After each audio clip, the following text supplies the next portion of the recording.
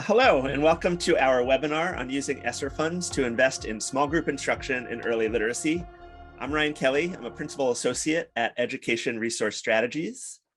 First, a little bit about ERS. We are a national nonprofit. We partner with district, school, and state leaders to transform how they use resources, people, time, and money in order to prepare every child for tomorrow.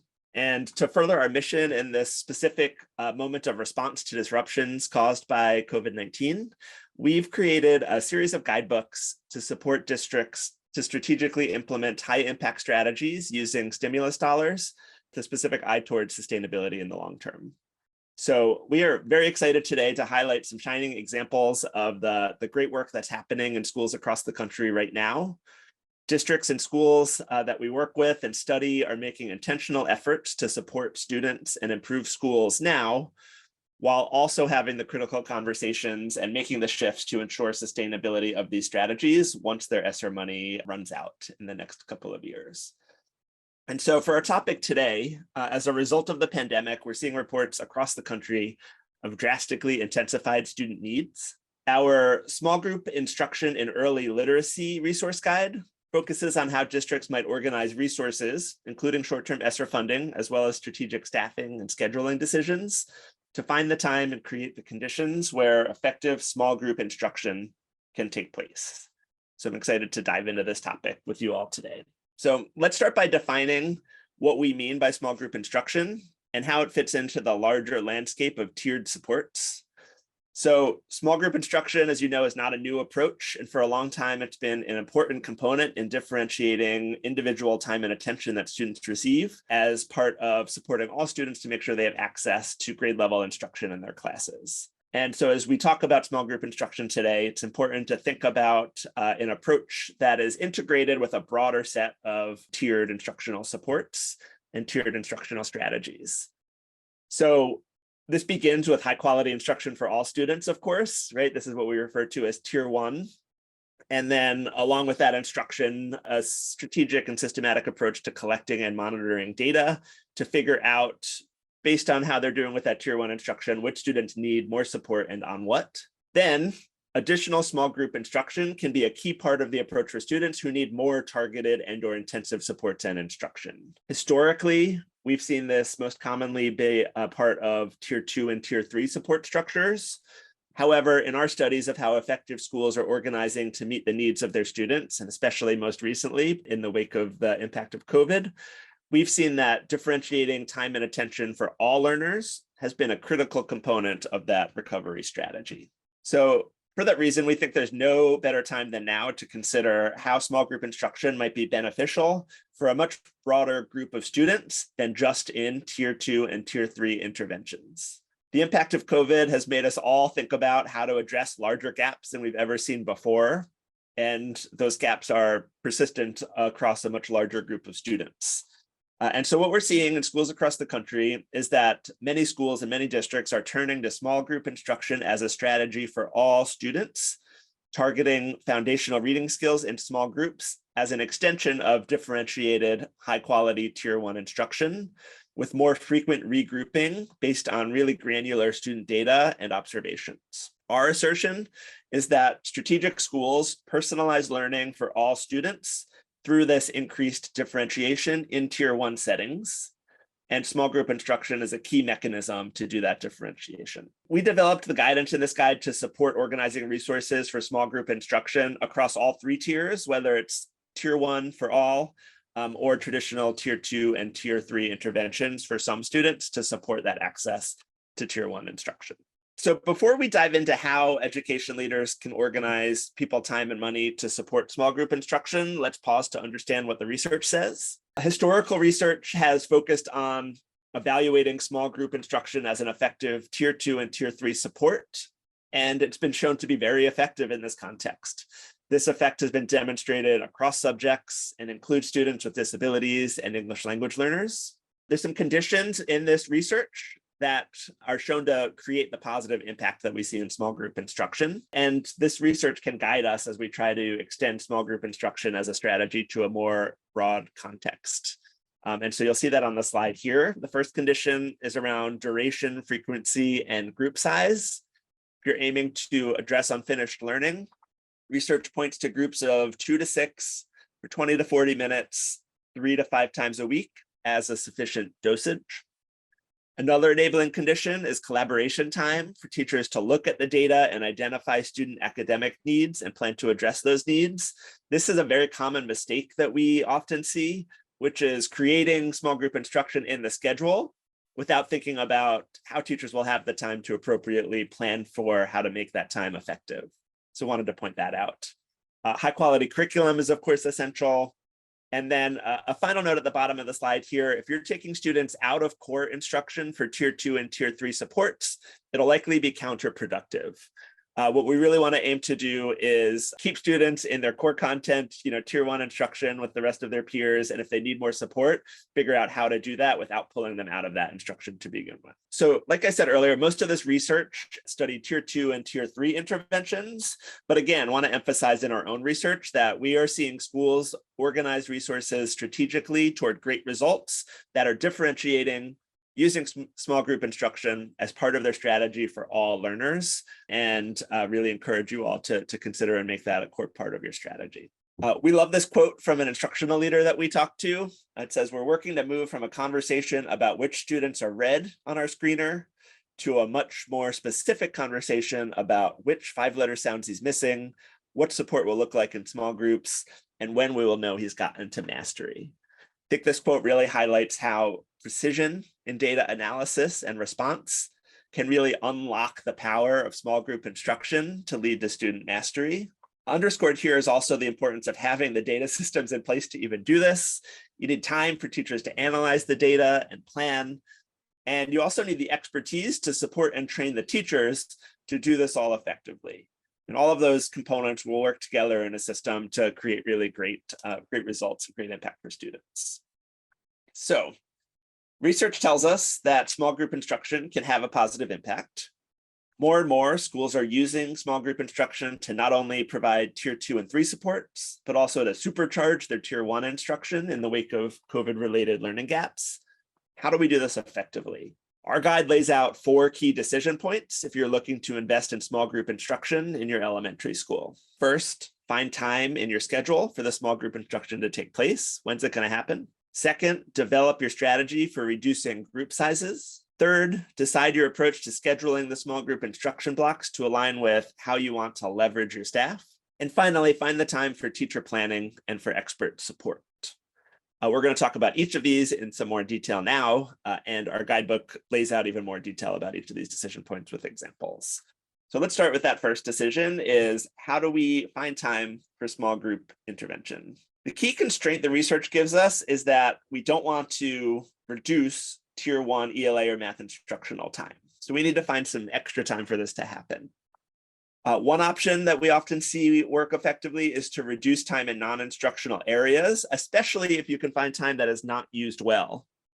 Recently, we've been working with some schools that realized they can actually reduce the length of homeroom and shorten their dismissal systems and use that time and reallocate it to the small group instruction in a way that doesn't impact the overall, culture or instructional time that students are getting. Another way is to shorten enrichment or specials, especially if those blocks are currently longer than 45 minutes per day.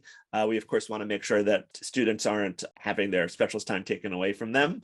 But thinking through that strategic trade-off about where that can happen is another place that we see it be created in the school day. You can also simply reduce all of your blocks by a little bit to create a new block. So take 5 minutes off of everything, lump them all together, and at the beginning of the day, you have time for a small group instruction. There's also another option, typically most expensive, which is to extend the school day for all students.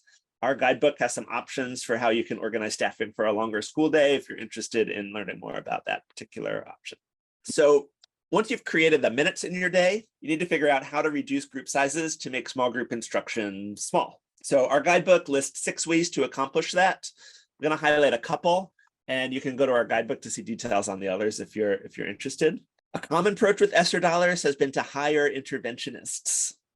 One district we worked with recently hired a math and an ELA interventionist for each school. This person was an instructional expert in their subject, and they were responsible for first leading teacher teams in the data analysis and planning that we talked about to support small groups. They also pushed in alongside teachers during small group time to make the groups smaller. And finally, they led observation and feedback cycles for teachers specifically on small group instruction.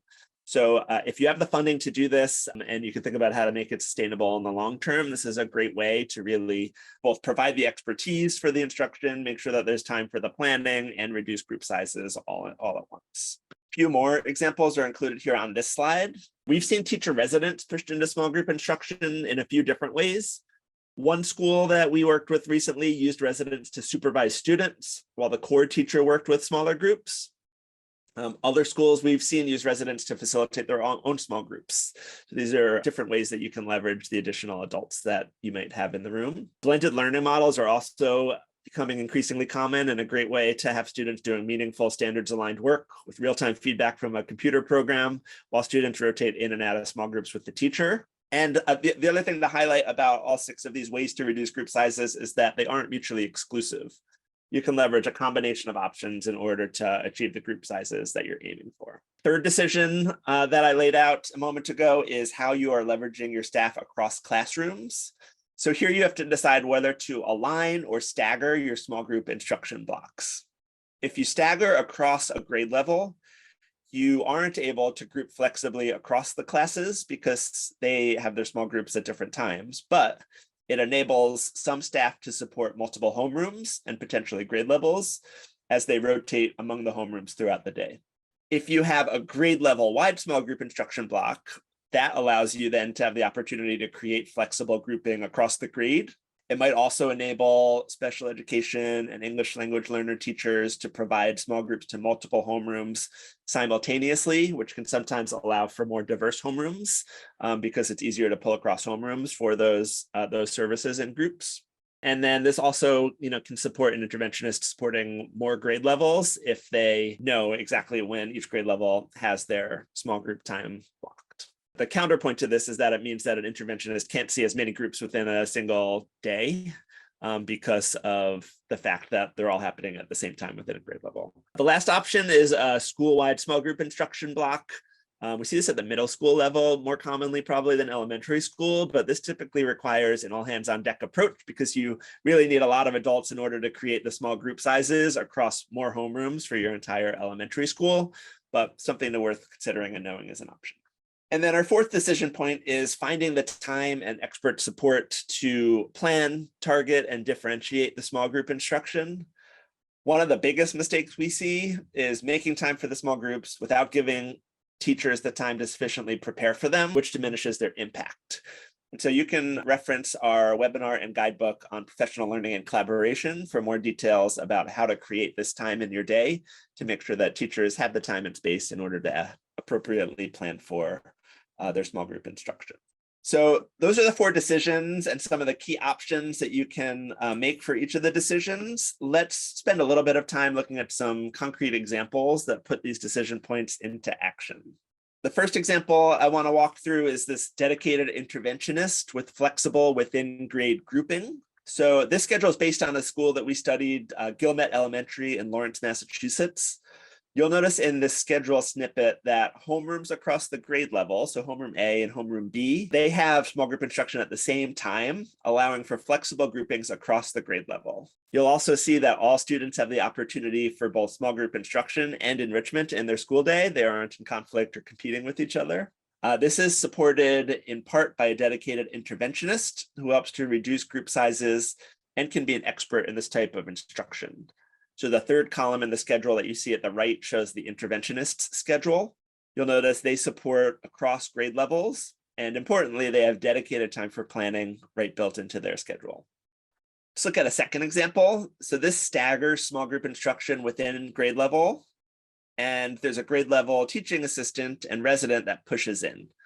This is a great option if your school has teacher residents or teaching assistants, and they're able to then sort of be an expert in second grade instruction here, but also support homeroom A and homeroom B at different times within the school day to leverage them to, again, as a new teacher or a teacher resident, building their muscles around the content with only one grade level, but being able to have an impact across multiple homerooms. One of the things, let's look a little bit more on this example with a little more color. So unlike the first example we looked like, You do limit your opportunities here to group students across homerooms with this schedule.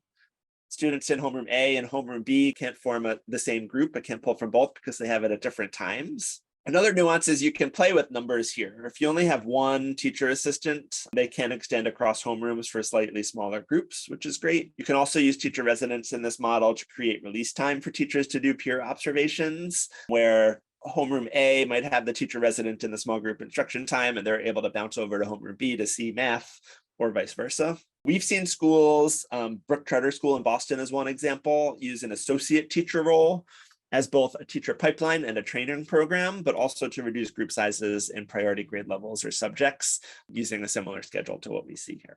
So how do we use the ESSER opportunity to invest in some of these approaches? The availability of stimulus funds might mean the next couple of school years are an ideal time to invest in things like interventionists, teaching assistants, and ways to enable teacher meeting time in the short term. However, as you know, ESSER dollars can't be relied on indefinitely, and this is the perfect time to pilot more sustainable approaches. This could mean piloting some lower cost ways to provide small group instruction, such as leveraging teacher assistants, residents, or community partners. Or it could mean reorganizing system-wide resources in order to enable deeper investment for the longer term. For example, by exploring shifts to the funding system to ensure higher levels of staffing are available to schools serving students with the highest need. Our guide provides some more concrete examples of sustainable approaches that you can pilot in order to tackle the challenges that we see most often at the system level. A critical part of joining short-term investments with long-term sustainable approaches is organizing for continuous improvement cycles to identify what's working and where systems can be improved. For small group instruction, this likely looking at leading indicators like, are the small groups occurring with fidelity? Are teachers analyzing data effectively? And then, of course, lagging indicators such as the impact on student outcomes. You can find even more content on small group instructions and organizing both staffing and scheduling in order to support this intervention, not just for tier 2 and tier 3 instruction, but also as a strategy to address COVID-related learning gaps for all students as part of tier 1 instruction. You can find all of this content in our full guidebook with more concrete examples, both of strategies along with the decision points, and also ways to invest for sustainability. We are so appreciative of all the work that you all are doing for students and families. We hope that you found today's webinar to be thought-provoking and helpful as you build small group instruction systems into your school day and do that in a way that is both strategic and sustainable.